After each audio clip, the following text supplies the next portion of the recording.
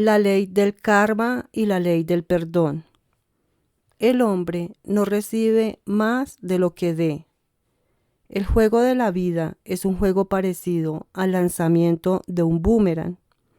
Aquello mismo que un hombre piensa, sus acciones y sus palabras terminan por manifestarse tarde o temprano, con una precisión que es realmente asombrosa. Aquí nos encontramos con la ley universal del karma, que significa en sánscrito retorno. Todo aquello que un hombre siembra, eso mismo cosechará. Una de mis amigas me contó la historia siguiente, que ilustra perfectamente esta ley. Una de mis tías me ayudó sin darse cuenta de lo que hacía a liberarme de mi karma personal. Aquello mismo que yo decía, otro me lo repetía. Yo estaba a menudo irritada en casa y un día le dije a mi tía que hablaba durante la cena. Deja de hablar, deseo comer en paz. Al día siguiente desayunaba con una señora a la que quería causar una buena impresión. Yo hablaba con animación hasta que ella me dijo, deja ya de hablar, deseo comer en paz. Mi amiga se encuentra en un nivel elevado de conciencia. Por lo tanto, su karma actúa más rápidamente que en el de una persona que está todavía sobre el plano mental. Cuanto más sabemos, más son las responsabilidades que nos vemos obligados a asumir. A aquel que conoce la ley espiritual y no la practica, sufre mucho las consecuencias. El temor al Señor es el comienzo de la sabiduría. Si comprendemos que la palabra del Señor significa ley, muchos pasajes de la Biblia se volverán más claros. Mi amiga se encuentra en un nivel elevado de conciencia. Por lo tanto, su karma actúa más rápidamente que el de una persona que está todavía sobre el plano mental. Cuanto más sabemos, más son las responsabilidades que nos vemos obligados a asumir. Aquel que conoce la ley espiritual y no la practica, sufre mucho las consecuencias. El temor al Señor es el comienzo de la sabiduría. Si comprendemos que la palabra del Señor significa ley, muchos pasajes de la Biblia se volverán más claros. La venganza es mía, para mí la retribución, dijo el Señor. Esta es la ley que venga, no Dios. Dios ve al hombre perfecto, creado a su propia imagen, o sea, su imaginación, y dotado de los poderes de la dominación. Ahí está, pues, la idea perfecta del hombre, tal como se halla registrada en el entendimiento divino, esperando que el hombre la reconozca, pues él no puede ser más que aquello que quiere ser, y no puede alcanzar lo que quiere alcanzar. Observemos nuestro éxito o nuestro fracaso, nuestra alegría o nuestra tristeza, antes de que éstas surjan de las escenas que están en nuestra imaginación. Hemos observado este hecho en la madre que imagina la enfermedad de su hijo, o la mujer que quiere el éxito de su marido. Jesucristo dijo, conoceréis la verdad y la verdad os hará libres. Así que constatamos que la libertad, que nos libera de condiciones desgraciadas, procede del conocimiento, el conocimiento de la ley espiritual. La obediencia precede a la autoridad y la ley obedece a aquel que obedece a la ley. La ley de la electricidad tuvo que haber sido padecida antes de que pudiera servir al hombre. Aquel que la emplea con ignorancia, puede estar delante de un enemigo mortal. Así en ella está la ley del espíritu. Una señora que poseía una gran fuerza de voluntad deseaba llegar a ser la propietaria de una casa perteneciente a uno de sus familiares, y se formaba con bastante frecuencia imágenes mentales en las que se veía a sí misma viviendo en aquella casa. Después de cierto tiempo, el propietario murió y ella heredó la casa. Muchos años más tarde, antes de que llegara a conocer la ley espiritual, esta mujer me preguntó un día: ¿cree usted que yo haya tenido algo que ver con la muerte de ese hombre? Sí, le respondí. Su deseo era tan fuerte que lo barrió todo. Pero usted ya ha pagado ese karma. Su marido, al que usted amaba muchísimo, murió poco después, y esta casa se transformó para usted en una especie de caballo en la cuadra durante muchos años. Sin embargo, ni el primer propietario de esta casa, ni el marido de la mujer habrían podido verse afectados por su pensamiento si hubieran estado firmemente anclados en la verdad. Pero lo cierto es que ambos se encontraban bajo los efectos de la ley kármica. Esta señora, al sentir hasta qué punto deseaba aquella casa, debería haber dicho: inteligencia infinita, dame la casa que me conviene, que sea tan encantadora como esta, la casa que es mía por derecho divino. La elección divina le habría ofrecido una satisfacción perfecta y habría aportado a cada uno su propio bien. El modelo divino es el único con el que se puede trabajar con la más completa de las seguridades.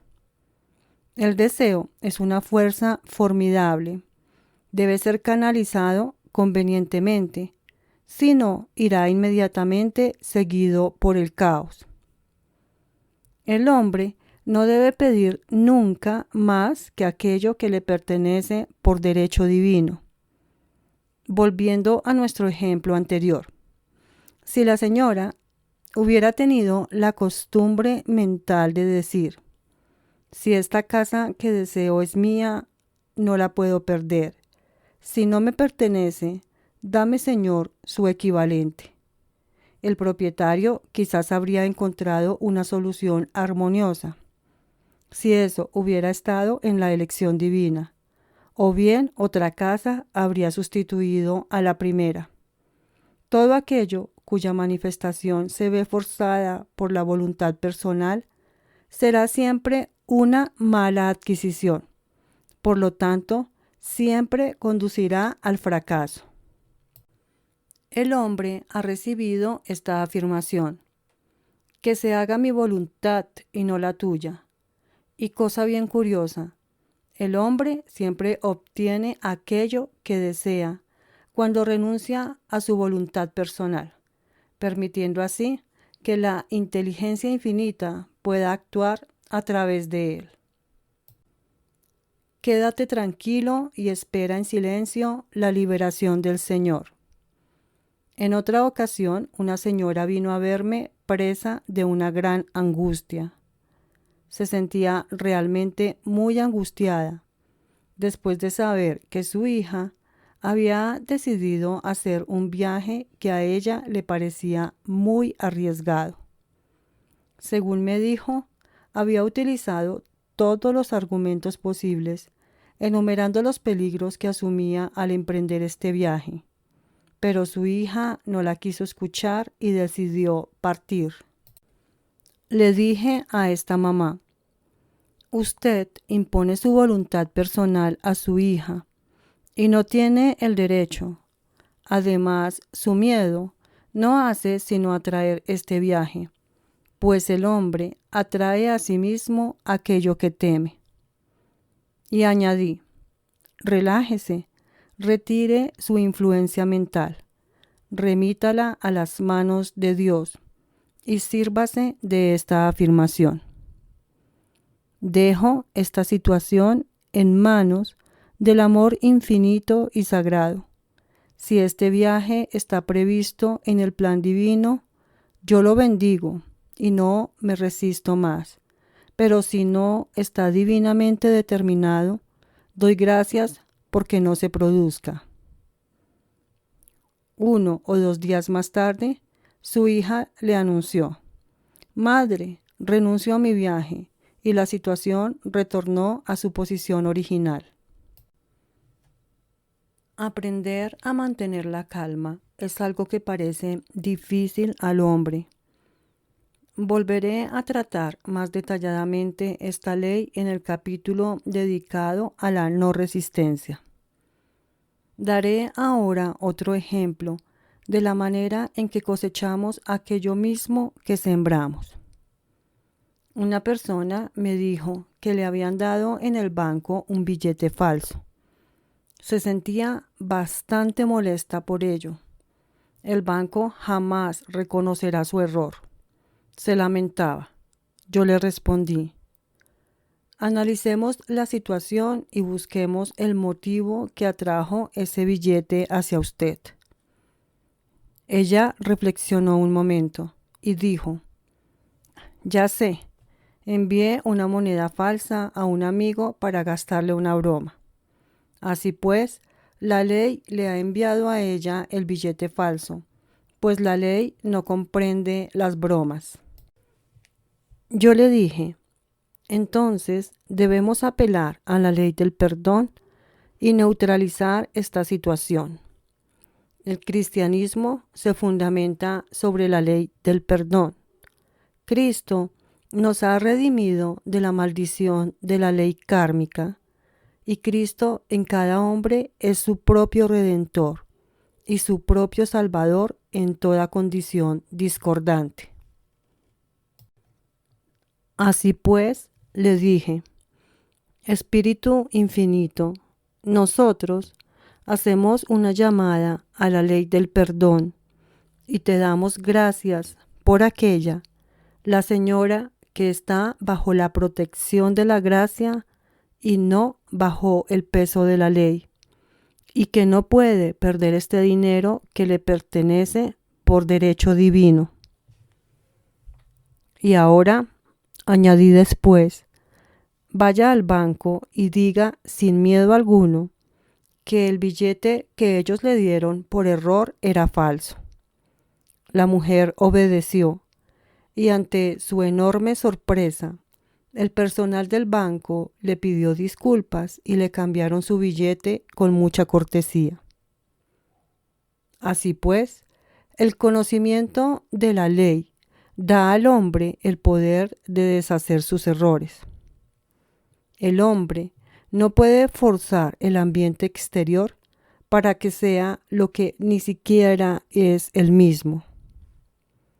Si desea riquezas, debe estar lleno de riquezas en su conciencia. Un día, una señora vino a solicitarme un tratamiento para la prosperidad. Ella se interesaba bien poco por su interior, que estaba en el más completo desorden. Yo le dije: si usted quiere ser rica, es necesario que antes se ordene a sí misma. Todos aquellos que poseen grandes fortunas son ordenados, y el orden es la primera ley del cielo. Después añadí: mientras que el orden no reine en usted misma, la riqueza huirá de usted. Inmediatamente, esta mujer empezó a arreglar su casa. Dispuso los muebles de forma diferente, organizó los cajones, limpió las alfombras, y de ese modo no tardó mucho en alcanzar una importante retribución pecuniaria, en forma de un presente que le hizo un familiar. Cambió y dirigió sus negocios pecuniarios vigilando su entorno, y ahora todo se dirige hacia la prosperidad, sabiendo que Dios es su fuente. Muchas personas ignoran que dar es invertir y que atesorar, ahorrar en exceso, conduce invariablemente a experimentar pérdidas. Aquel que da con liberalidad será más rico que aquel que ahorra en exceso, pues éste no hace más que empobrecerse. He aquí la historia de un señor que deseaba comprarse un abrigo de piel. Acompañado por su señora, se dedicó a visitar numerosas tiendas, pero no pudo encontrar lo que buscaba. Todos los abrigos que le presentaban le parecían de aspecto mediocre. Finalmente encontró uno que valía $1000, pero el dueño de la tienda dio su autorización para que le redujeran el precio a $500 al considerar que la temporada ya estaba bastante avanzada. El hombre poseía alrededor de $700. La razón le aconsejaba: no debes gastarte casi todo lo que posees en comprar un abrigo. Pero el hombre, que era muy intuitivo, no razonaba jamás. Miró a su mujer y le dijo: sí, vamos a comprar este abrigo y voy a hacer un gran negocio. Ella consintió, aunque sin gran entusiasmo. Alrededor de un mes más tarde, el hombre recibió un pedido por valor de $10,000. El abrigo le había dado una tal conciencia de la prosperidad que él la había atraído. Sin este abrigo, no habría podido realizar este importante negocio. Fue una inversión que le permitió obtener grandes ingresos. Alrededor de un mes más tarde, el hombre recibió un pedido por valor de $10,000. El abrigo le había dado una tal conciencia de la prosperidad que él la había atraído. Sin este abrigo, no habría podido realizar este importante negocio. Fue una inversión que le permitió obtener grandes ingresos. Si el hombre no hubiera escuchado sus intuiciones, que le decían que debía gastar o dar, esa misma suma de dinero se la habría gastado de todos modos, sin obtener beneficio alguno o de una manera inadecuada. Una señora me contó que en el Día de Acción de Gracias había informado a su familia de que ofrecería la cena tradicional. Tenía el dinero necesario, pero decidió ahorrar. Algunos días más tarde, un ladrón entró a hurtadillas en su habitación y le robó el montante exacto de la cena. La ley sostiene siempre a aquel que gasta sin miedo y con sabiduría.